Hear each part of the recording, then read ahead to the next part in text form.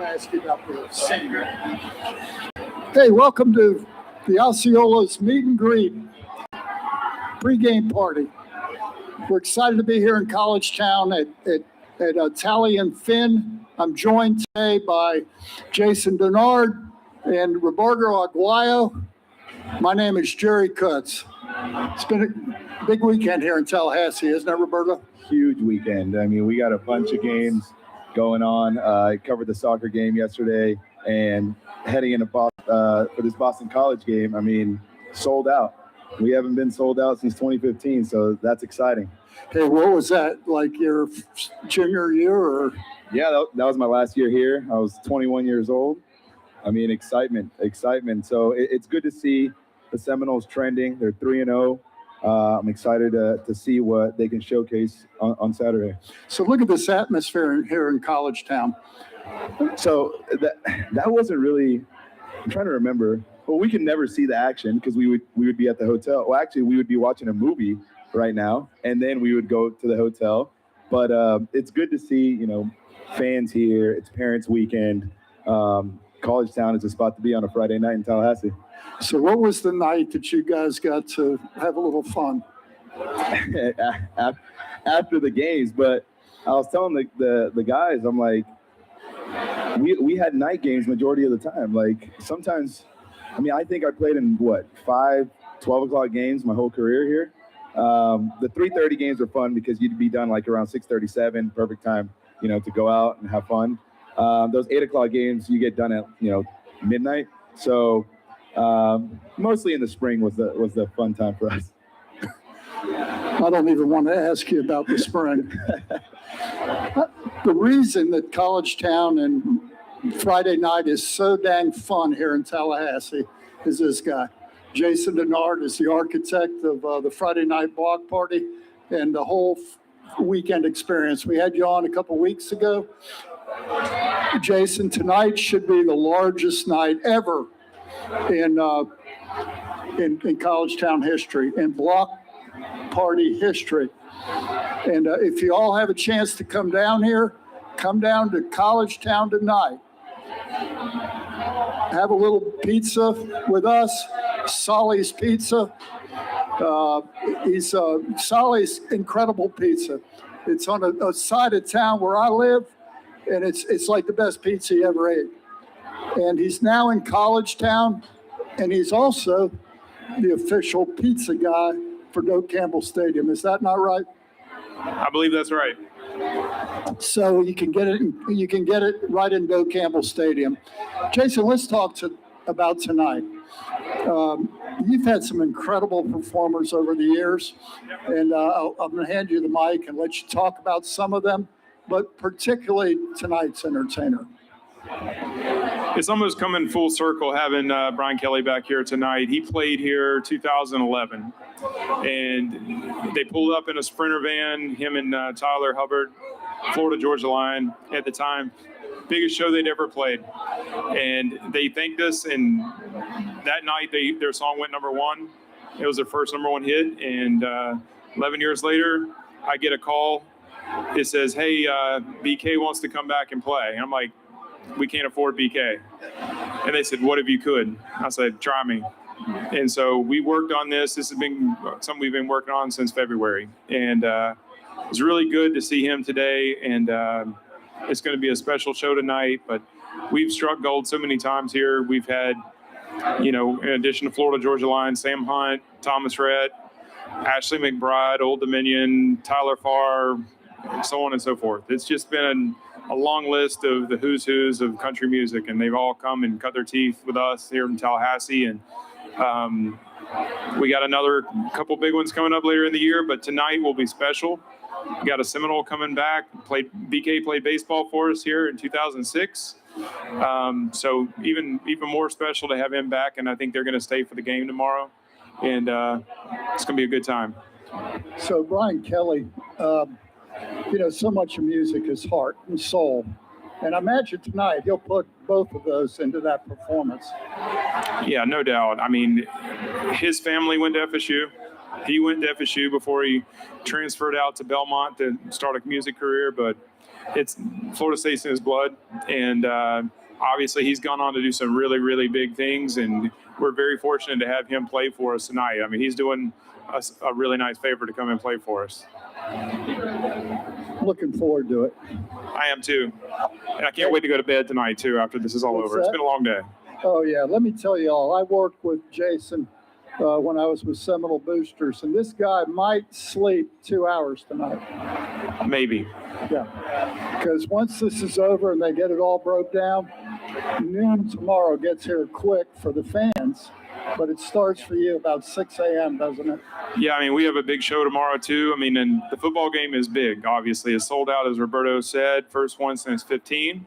But there's a lot going on in the game tomorrow. We've got the ACC Network is here, and they got a big setup out there along the Legacy Walk, and got some more former guys like EJ here, Coach Rick is here, and some of the other folks from ACC Network. And something that we're going to do tonight and tomorrow is we have a parachute jump coming out tonight in about 30 minutes, and then they're going to jump into Doe Campbell tomorrow as well, right before the game starts. And so that's going to be pretty So they're special. going to jump onto College Town, or They're going to jump right on the intramural field and get the night started.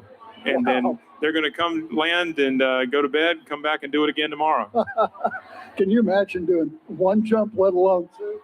No. I saw them. I was actually in the stadium today, and I saw them practicing. Getting their bearings right. Just, I don't know if you've seen the footage from the plane coming when they come in and they jump. Yep. I mean, it's a cool sight to see. But then knowing you're going to land in the field, it's pretty scary. But those guys are experts. It's awesome too. We put a GoPro on them, so when they jump out, we get to see what they see all the way down. Why don't we share that with our fans? They're going to see it on the video board Oh, tomorrow.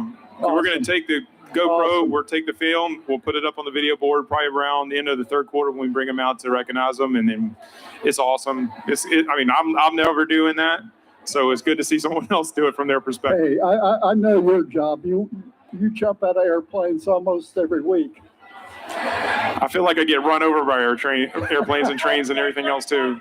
There you go, 35-14. We just heard it here. Florida State, 35-14. Okay, so I want to switch gears. We're going to play in front of a sold-out crowd tomorrow. And you played in front of a lot of sold-out crowds. I mean, you got here in 2012. Yep, I got here in 2012, redshirted that year. Talk to us about what that was like, coming out into Doe Campbell Stadium as a freshman kicker. Yep. And, game on the line, 80,000 crazy people. What was that like? I mean, I remember my redshirt freshman year walking out of the tunnel for the first time, and I had a kick to the returners in pregame warmups, and Dustin was still kicking, still the starter, and I was hitting it over their heads into the stadium. And Coach Eddie Grand, the special teams coach at the time, he was like, "Roberto, calm down." But I was shaking because the fans are so loud, and the environment, you get caught up in it. But that whole year was, just to adapt to that environment, because it does affect you, and it'll definitely affect Boston College coming in. Dope gets loud when the war chant gets going. Just to be down on the field and see the whole stadium doing the war chant, I mean, it's like nothing else. So I'm reminded of an old story that Monk Bonasort told me that, he was from Pittsburgh, and we played Dan Marino here. And that summer before Florida State played Pittsburgh, Monk was living in Pittsburgh where his dad ran a bar on the south side. And all of the Pittsburgh fans were telling him, "We're going to beat your rear end." And Jimbo Colbert and all the, Dan Marino and all them were going, "Monk, you ain't got a clue." So they do the coin toss. Monk comes out as the captain. Those guys come out as the captain. And Renegade comes out and he throws the spear. Osceola throws the spear. And one of those pit captains said to Monk, he said, "I was confident about this game until that Osceola threw the spear." There's something special about that. To have a mascot like that, yeah, you have real mascots, like Georgia's, Bulldog, and the Auburn, the Eagle. But to have a mascot like that in Osceola and Renegade, it's just the history behind it. The fierce warrior he was defending, the Seminole tribe. I mean, every time he comes on and plants that spear, you get goosebumps. I mean, at least I do. But it just gets you ready for war, ready for action. And when Osceola plants that spear tomorrow night, it's going to be go time. Okay, so I got to ask you this question, because we're still a young football team. And can that affect you adversely as a player, that you get too hyped and you start kicking the ball too far? So, yeah. I'll tell you a story about that. That 2013 year when we were playing at Clemson, when we beat them 52-14, I think that was the score. My first kickoff, it's hype. It's Death Valley. Like the blood was going. And I was jumping up with the guys on kickoff, like, let's go, and got caught up in it. I hit a worm burner for a kickoff. And I come off and I'm like, man, like I can't be doing that. I'm a kicker. I got to be locked in. I just got to hit, a good ball and let my guys cover. But it takes the leaders, the older guys to, calm the guys down. And that's what pregame is. You go out there, you take everything in. But once the game starts, all right, you lock in. Don't let that affect you. And it's really, to me, it's the louder the stadium is, it's more white noise for me. So I think it's more comfortable for me. Yeah, so we're going to talk about Boston College in a minute, but I sort of think that last year this team played against Miami and prevailed in a crazy stadium. And then they opened the year with Notre Dame, who was was supposed to win that game, prohibitive favorite, and we took them to overtime. So this team has been in that last year. Do you think they'll be more comfortable as a result? Well, you kind of look at it as, we lost to Notre Dame, but it was a learning experience, especially for the guys that had just come in, to be in a big game like that and to take a Notre Dame team into overtime. Right. We didn't prevail, but it's fear the spear. There we go. The energy's here, baby. Yeah, that's what you want. Yeah. That's why we're here. Yeah. And but that was a learning experience. And then, they had some crazy games, Jacksonville State, getting beaten the last second. Sometimes you need games like that so you can learn from them and adapt and then come in and just be better. And that's what we've seen them in the first three games. They look poised. They're not making dumb decisions, good play calling. And that's how you win games.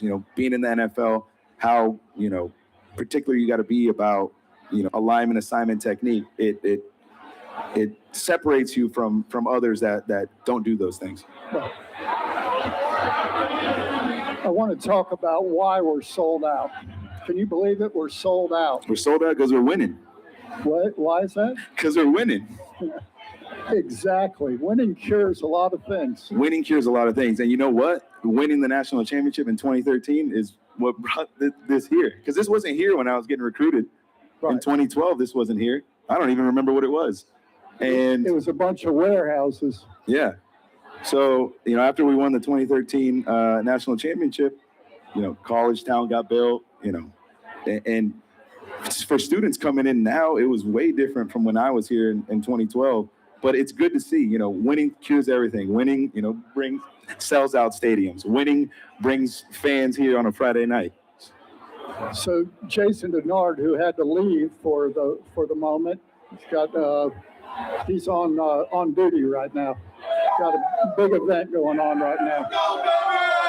Come here. Hey, we want Boston College, baby. Let's go. Let's go, baby. We love Roberto. Roberto is that guy. All day, baby. Let's go. Isn't that great? Oh, I love it. Maybe they can do the show for us. Hey, but at any rate, in my days working in marketing and with boosters and with Jason Denard, you don't always get to win. A lot of times you don't win, but you always have to be prepared. And you put all that work in as an athletic department for this chance. And when this chance comes, if you're not prepared, you don't get sold out. Nope. And, going back to that 2013 year, it was every week. Coach Fisher would be, the next opponent. We're not worried about, Florida at the beginning of the year. And to be honest, the expectations, really weren't there to win a national championship. At least, the team, we came off that, the Orange Bowl win. EJ was there. We had a good season. And coming into 2013, there was, no one was picking us to win the national championship, but we took it game by game. We were winning. And it wasn't until that Clemson game where we blew out Taj Boyd, and I believe Sammy Watkins was there too, 52-14. That's when we knew, like, okay, we can contend. Unbelievable. Yeah. So if these guys can just keep focusing game by game, that's what I've been telling them. Just focus game by game, take it one game at a time, and you never know what we can be at the end of the season.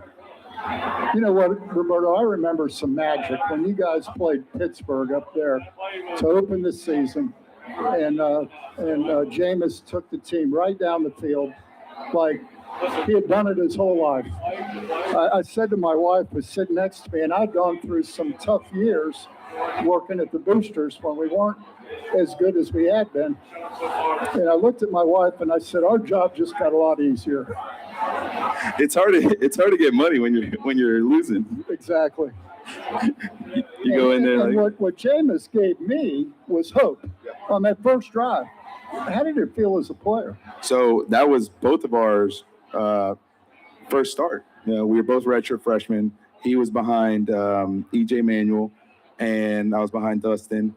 And I think just having that redshirt year to learn, adapt, get acclimated with your wide receivers, being in sync. I mean, Jameis, is an analytical guy. He watches film, watches, the opponent and what he needs to do, where his guys need to be. And I mean, he started out hot. I had a front row seat to watch him make those plays. So. Yeah, you did. All you had to do is go out there every now and then and kick it. Yeah, I know. Like, Jameis, just get me inside the 35, and we got 3. Hey, let me ask you, we're sold out, and I wanted to talk about that to the audience. This is really unbelievable, because we were sitting at about 21,000 season ticket holders a year ago. We're sitting at 0-3, and then 0-4, and now we're sitting at 3-0, and we've the atmosphere is just different, Roberto. I mean, you feel it, I think. Yeah, and you understand it when you were a part of something like that. And you can, from the last couple seasons, the guys just didn't look in sync. There was, I talked to a couple guys on the team, and it was different energy. And now the guys just being out there, the way they handle themselves, they're poised, they look connected. And that's what we had that 13 year.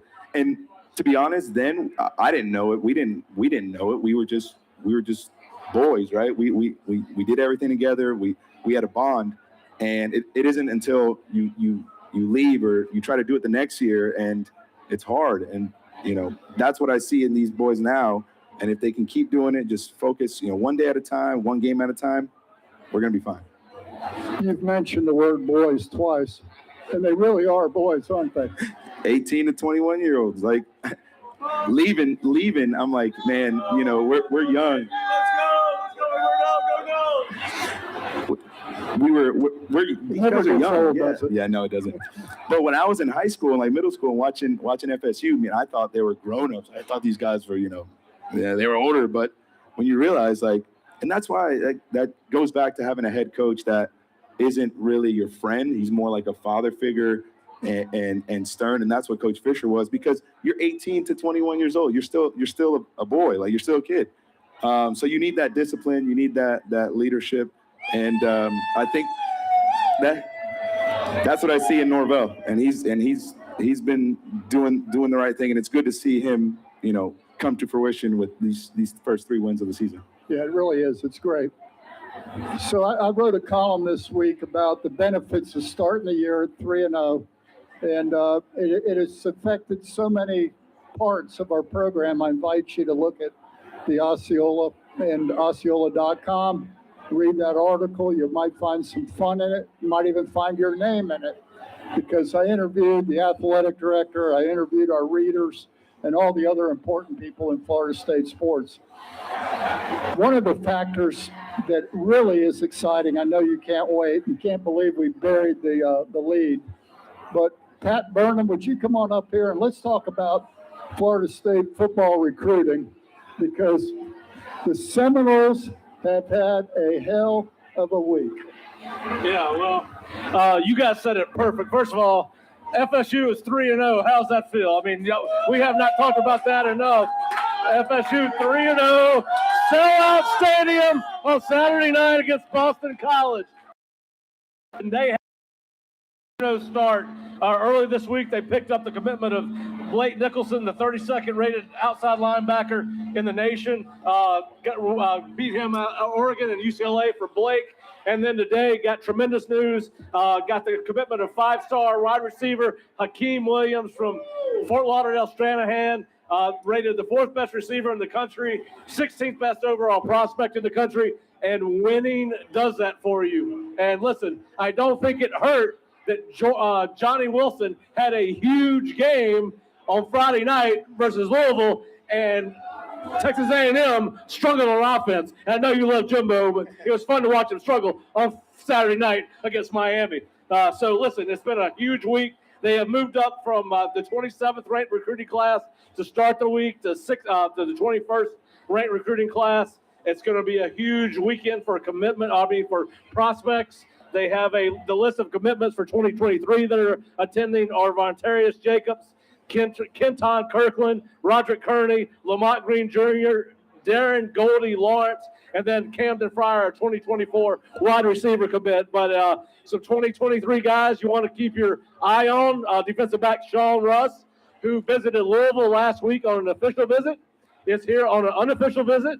It's down between, if you believe everything you read, FSU, Louisville, Michigan for Sean. So huge weekend, as you guys have mentioned. Sellout crowd. Should be very fun for him to watch him plant the spear with the lights on. That flame just looks a little bit different than it does in the daytime. So, and then you've got Mike Mitchell, a 2023 running back who's committed to Utah, that Fish, who is our other recruiting analyst, we just love. But listen, a huge week on the recruiting front.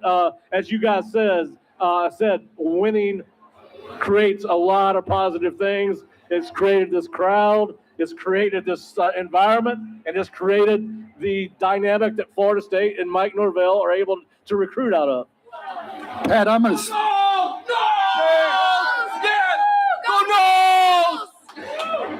Hey, Pat, I'm going to slip out a minute, and I'm going to bring Kurt Weiler in. But before I do, man, I'm going to grab a little of this Solly's Pizza. Come on down and get you some. As much as I would like to promote the pizza, what I really need is another beer. I'll get you one. And thanks to Tally and Finn, who's provided the space for us and the beverages as well. Thank you to them. So what are we doing now? Yeah. Do I need to be on camera or off? Come on. Okay. Okay. All right, Kurt. What's happening? Hey, we got another game. We're looking for 4-0. 4-0 would be great. They're and 17.5-point favorite. They are definitely expected to be 4-0. That is definitely true. Well, what was your pick for the game? I think I said 34-10. What do you got, Roberto? I think I had, 31, 20, 21 maybe? It's a little closer.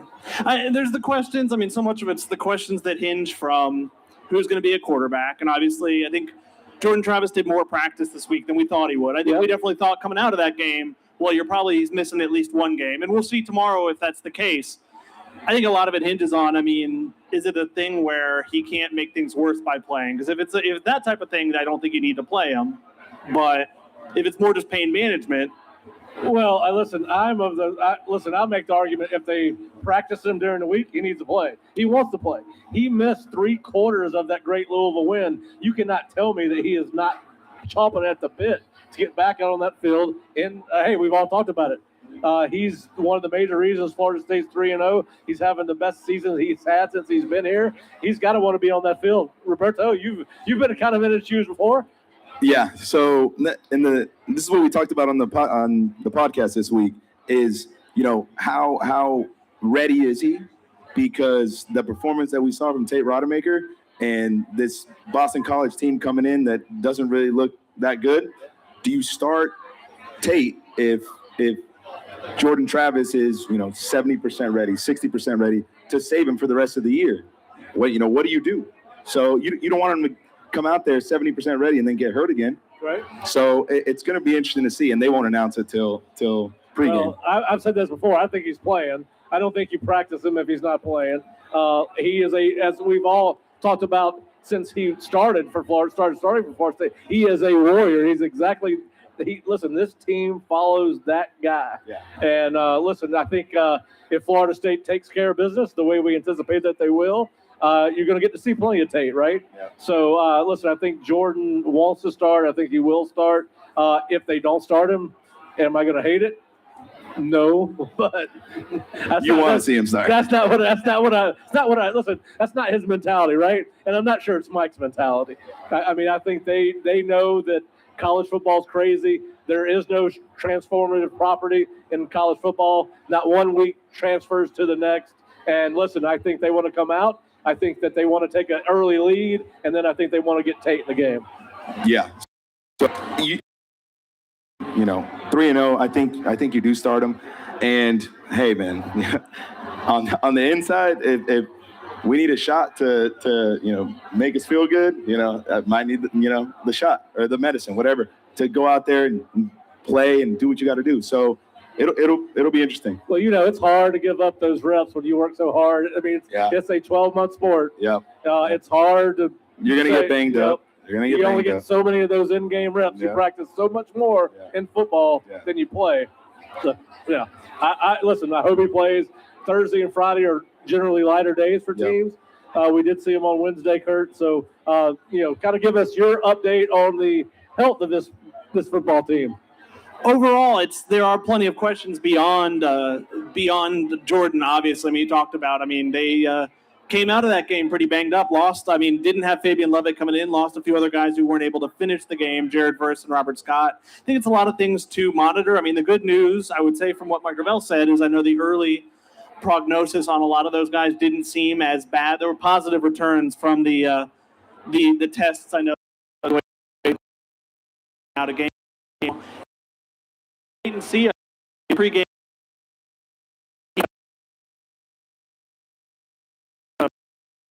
Will be fun to follow as guys come out from the locker room to the field to stretch. And believe it or not, there will be about 40 guys up in that press box that will be barking off the numbers of people that people don't really realize that that's a thing, but it is. Well, luckily, I still have my far vision, so I don't have to have binoculars for that. I just can't read this sheet of paper. So.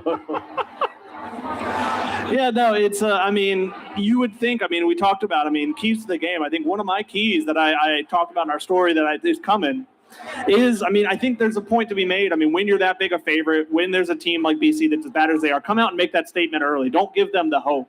Because I think the hope can be kind of the wild card in games like that sometimes. Well, you're exactly right. Confidence is a funny thing in sports, and we all talked about the confidence that the LSU win could give Florida State, and we've seen what it can do for that football team. And then you overcome injuries in that Louisville game, whether it's JT or Jared Verse, and these guys other players step up. That builds confidence. And ultimately that team willed itself to a win because of that confidence. So you're right. You don't want to come out and allow Boston College to have any confidence. They are statistically, offensively, one of the worst teams in the nation. If you factor that out there at one FCS opponent, their numbers it's hard to believe. It's Boston College, 130th in the nation in rushing.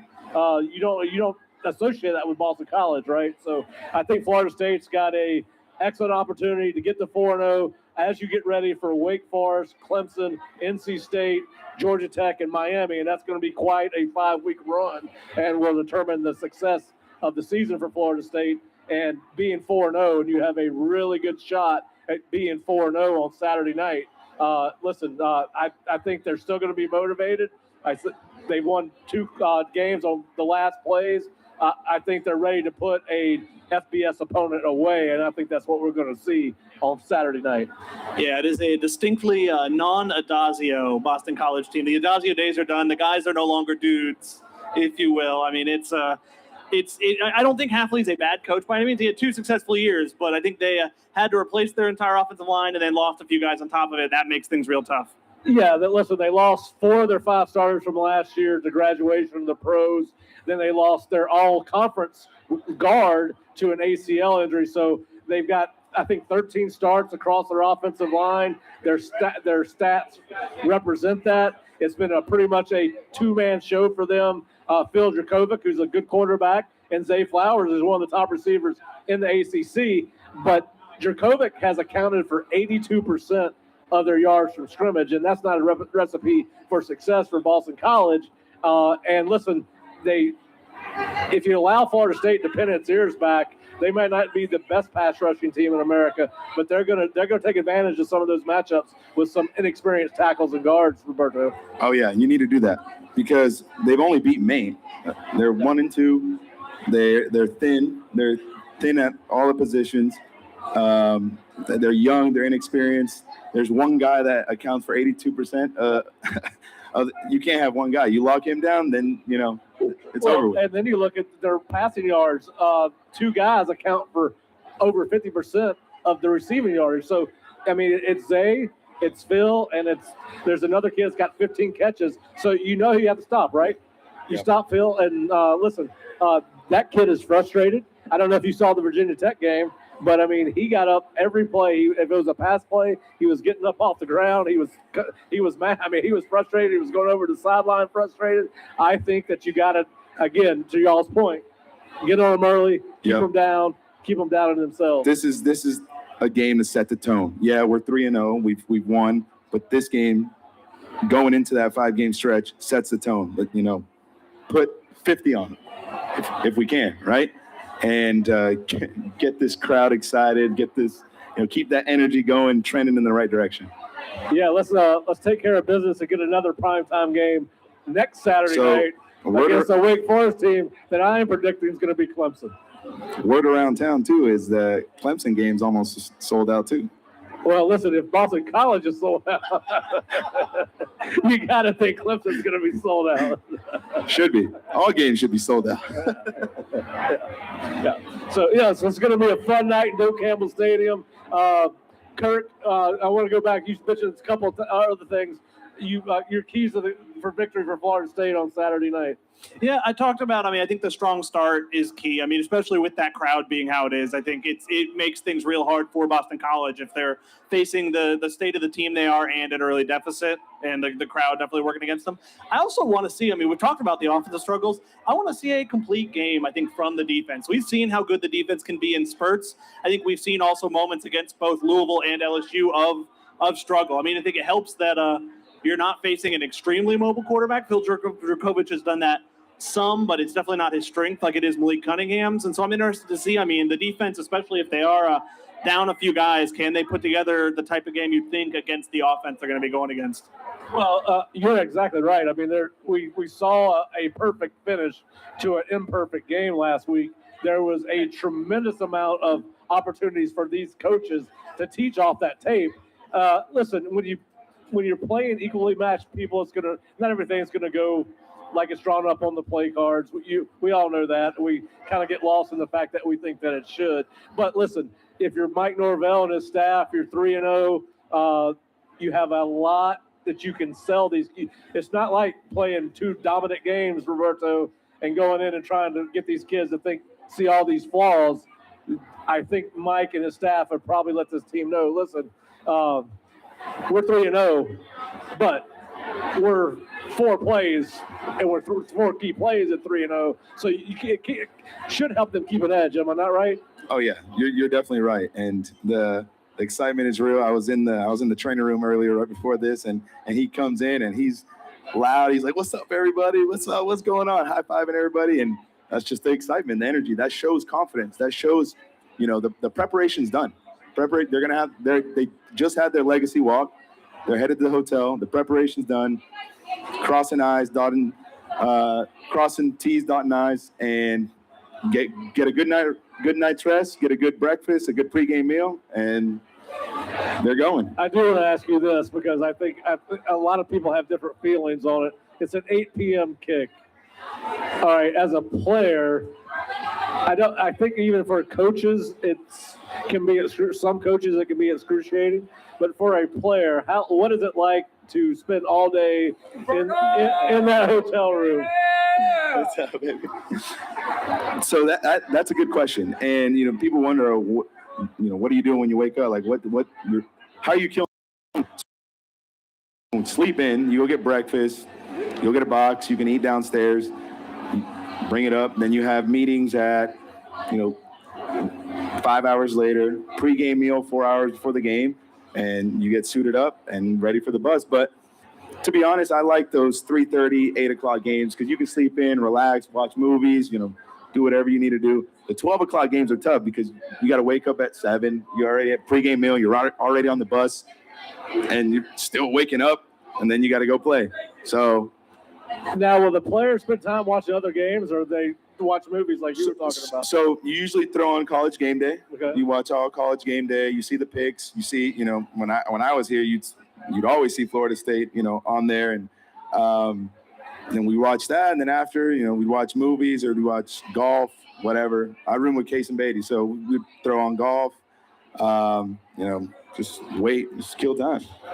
All right, I got one last question for you from me, and then I'll let Jerry back in to close things up. But obviously, Chief Osceola come planting the spirit any time of day is really cool.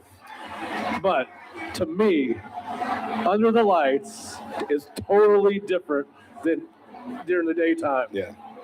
How loud do you think that stadium is going to be at 7:55 when Chief Osceola comes rolling out, and that spear is bright because there's nothing but dark skies behind it? I mean, how cool is that as a player to come out in a nighttime game at Florida State? Nighttime game sold out. The last time we were sold out was when I was here. So it's gonna be fun. It's gonna be fun to see how loud the crowd can get. I wish we had like a decibel tracker. Let's see how loud we were. Well, you had the old spear that would tell you how loud the crowd was. We need to bring the spirit spear back. Yeah. Isn't that what it was called? The spirit spear? We down there near the wooden bleachers that I missed so much when I was in junior high. I used to hang out there. But we need the spirit spear back. But it's gonna be electric. It's gonna be fun. And listen, I think when we're back here next Friday night, we'll be talking about a 4-0 FSU team and get ready for a Wake team that has just beat Clemson. But I'm going to turn it back off to Jerry now that I made the Clemson Wake Forest prediction. So you just heard it here. Pat's got us winning tomorrow. He's got us winning against Wake. I didn't say Wake yet. I'm putting words in his mouth. Sorry, Kurt.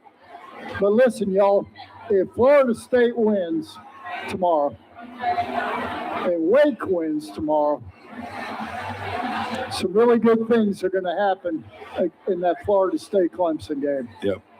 That would be 2 4-0 teams. Yep. That'll draw a lot of national attention. It'll make this game seem mild. Wake Forest has Clemson this weekend? Yeah. Oh my gosh. What do you think? We're on What's a your hold pick? for ESPN for that game next week. I know you are. Yeah. So, but how big would that be?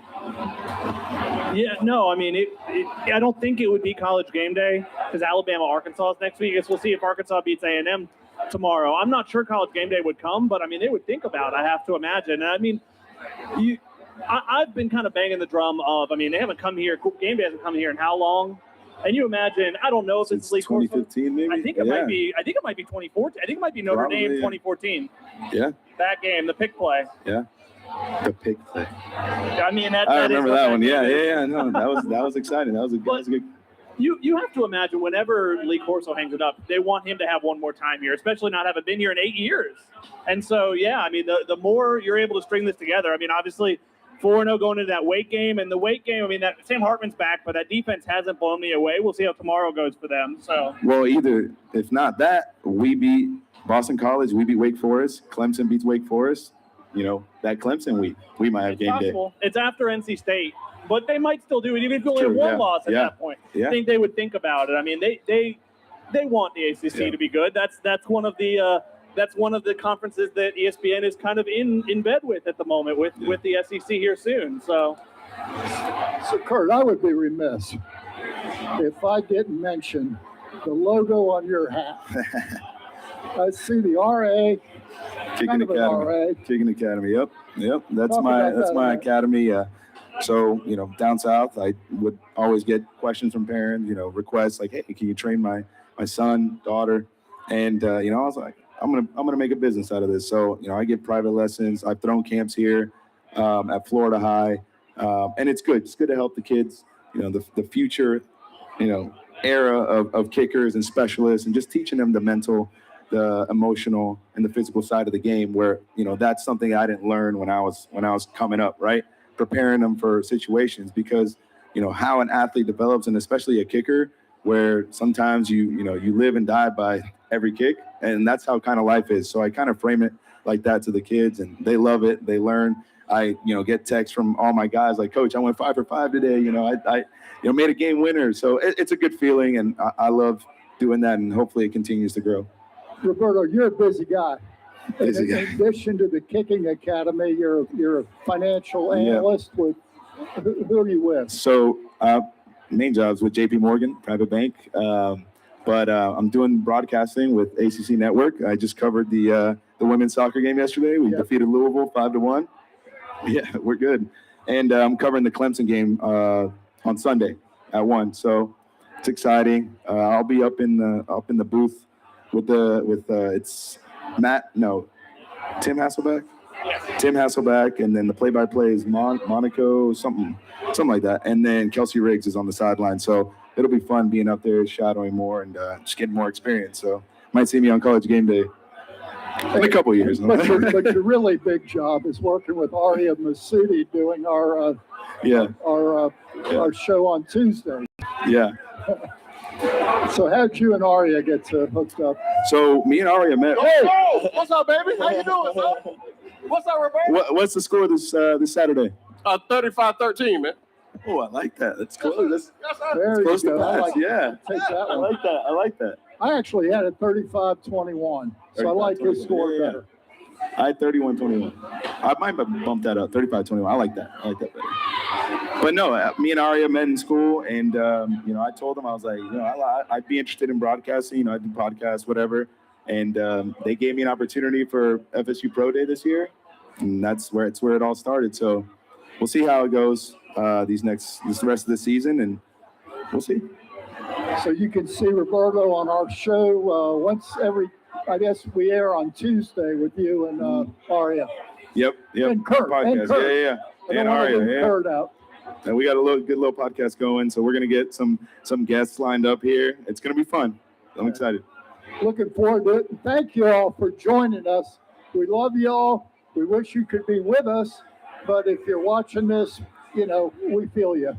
Come out to College Town tonight. We're gonna have fun. And every Friday before a home game, come on down here, eat some pizza from Sully's, and enjoy some beverages on the patio at Concerts. Tallahassee and Finn. Yeah. So.